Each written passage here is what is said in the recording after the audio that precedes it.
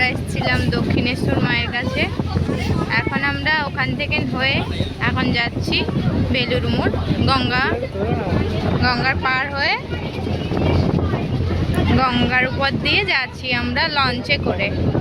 এই যে হলো বিমল কর্মকার, আপনারা দেখতে পাচ্ছেন, দেখছো লঞ্চ, সবাই বসে আছে, আমরা সামনে দাঁড়িয়ে আছি, এখান থেকে যাচ্ছি আমরা।